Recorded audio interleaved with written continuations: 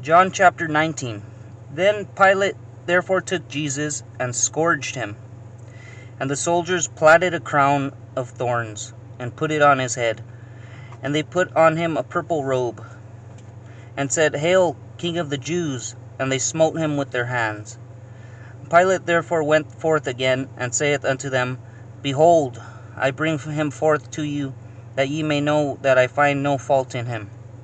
Then came Jesus forth, wearing the crown of thorns, and the purple robe. And Pilate saith unto them, Behold the man! Behold the man! When the chief priests therefore and officers saw him, they cried out, saying, Crucify him, crucify him. Pilate saith unto them, Take ye him, and crucify him, for I find no fault in him. The Jews answered him, We have a law, and by our law he ought to die, because he made himself the Son of God. When Pilate therefore heard that saying, he was the more afraid, and went again into the judgment hall, and saith unto Jesus, Whence art thou? But Jesus gave him no answer. Then saith Pilate unto him, Speakest thou not unto me? Knowest thou not that I have power to crucify thee, and have power to release thee? Jesus answered, Thou couldst have no power at all against me, except it were given thee from above. Therefore he that delivered me unto thee hath the greater sin. And from thenceforth Pilate sought to release him. But the Jews cried out, saying, If thou let this man go, thou art not Caesar's friend. Whosoever maketh himself a king speaketh against Caesar. When Pilate therefore heard that saying, he brought Jesus forth, and sat down in the judgment seat in a place that is called the Pavement, but in the Hebrew, Gabbatha. And it was the preparation of the Passover, and about the 6th hour, and he saith unto the Jews, Behold your king! But they cried out, Away with him, crucify him. Pilate saith unto them, Shall I crucify your king?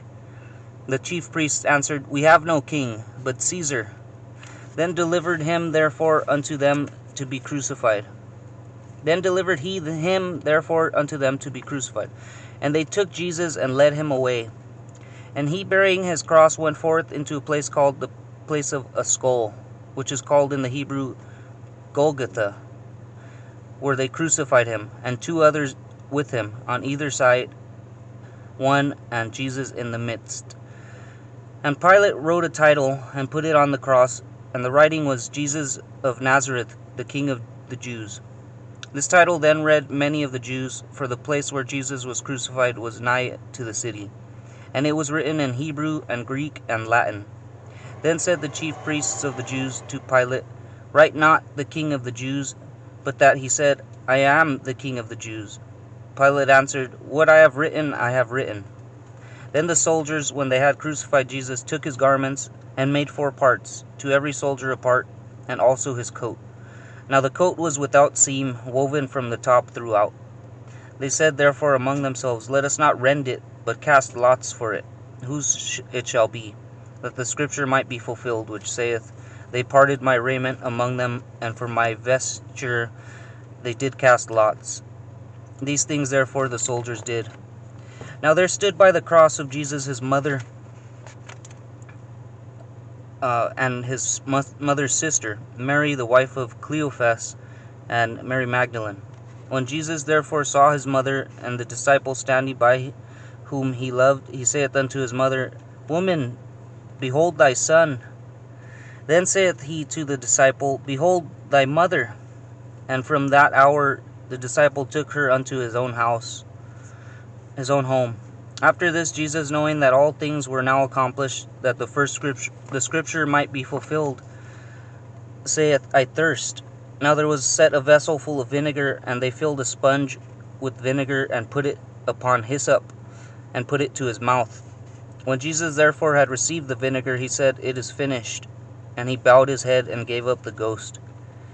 The Jews therefore, because it was the preparation that the body should not remain upon the cross on the Sabbath day, for the Sabbath day was an high day, besought Pilate that their legs might be broken, and that they might be taken away.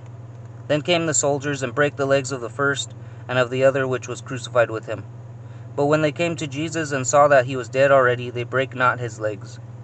But one of the soldiers with the spear pierced his side, and forthwith came there out blood and water. And he that saw it bare record, and his record is true, and he knoweth that he saith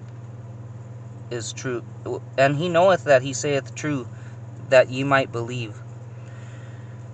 For these things were done, that the scripture should be fulfilled. A bone of him shall not be broken. And again another scripture saith, They shall look on him whom they pierced. And after this, Joseph of Arimathea,